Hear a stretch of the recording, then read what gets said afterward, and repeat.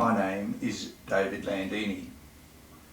The Greens are opposed in varying degrees to all natural resource based industries such as irrigation farming and timber harvesting.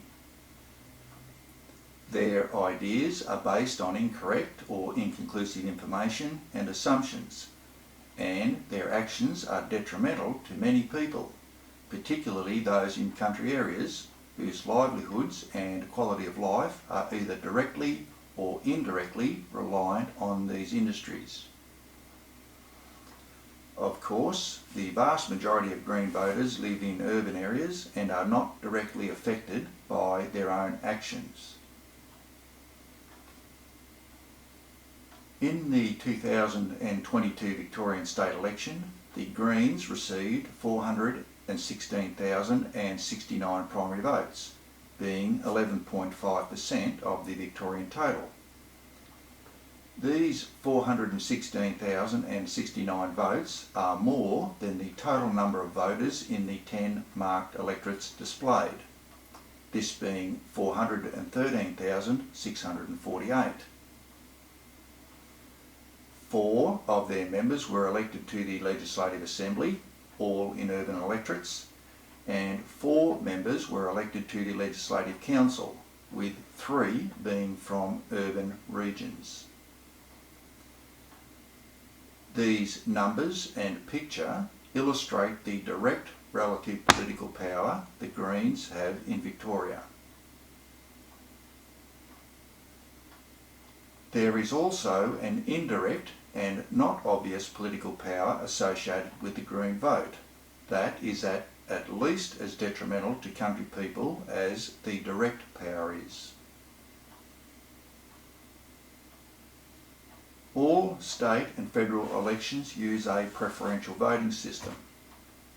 After counting primary votes, the candidate with the least number is eliminated, and this candidate's votes are redistributed to the candidate that the voter has nominated next on his or her electoral ballot.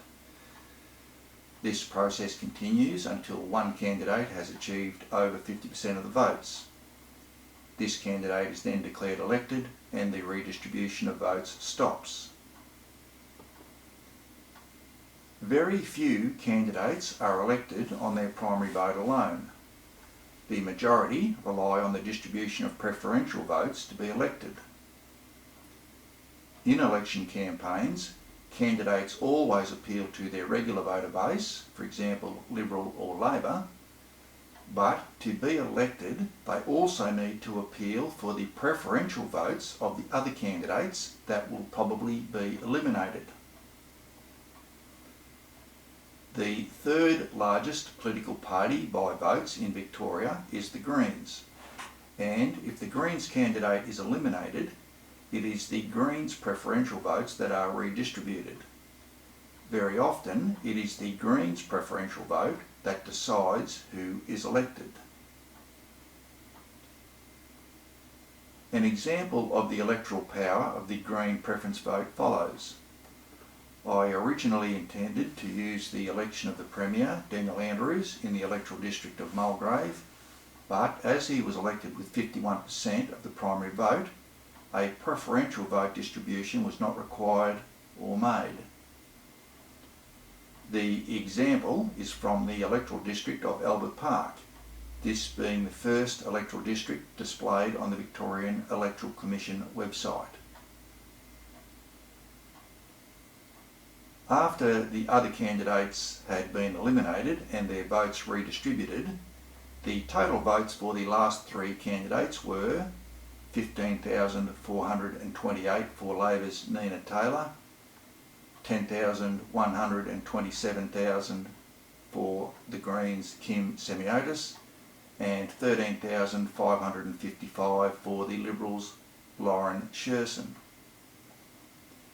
When Kim Semiotis was subsequently eliminated and her votes redistributed, 8,488 were allocated to Labor's Nina Taylor, and 1,639 were allocated to the Liberals' Lauren Sherson, this being 84% to Labor and 16% to the Liberals. These preference votes propelled Labor's Nina Taylor to electoral victory and into Parliament.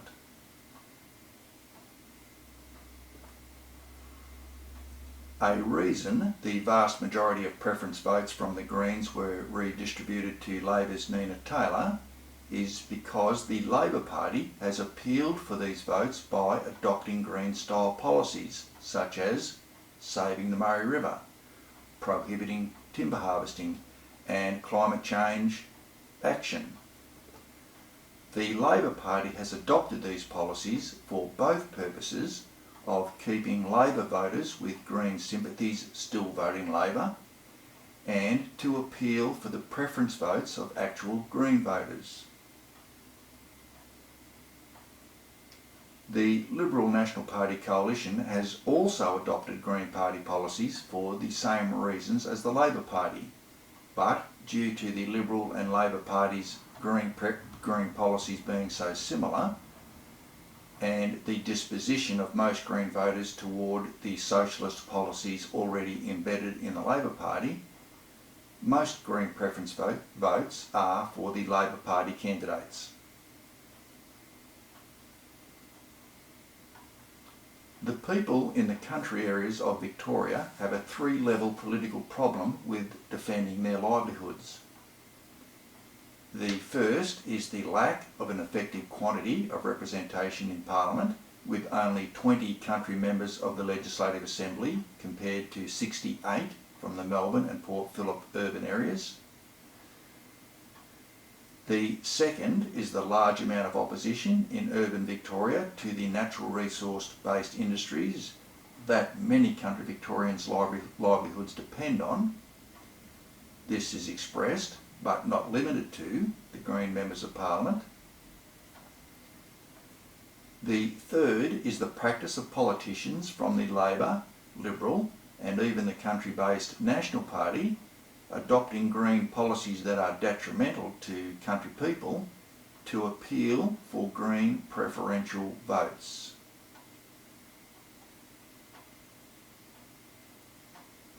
The future for country Victorians, with their domination by a Green-oriented Parliament, is one of industrial suppression, economic reduction and population decline.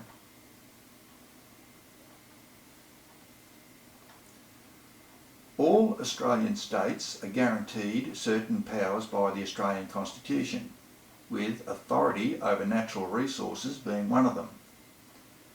The Constitution also provides for the formation of new Australian states. To guarantee their livelihoods and to ensure their continued prosperity, the people in country Victoria need to separate politically from urban Victoria and, ideally with the riverina portion of New South Wales, form one new state.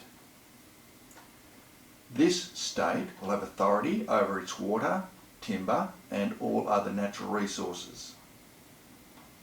This state will have the authority to make decisions that benefit the people in this state, free from the insurmountable suppression of Green-oriented urban Victoria.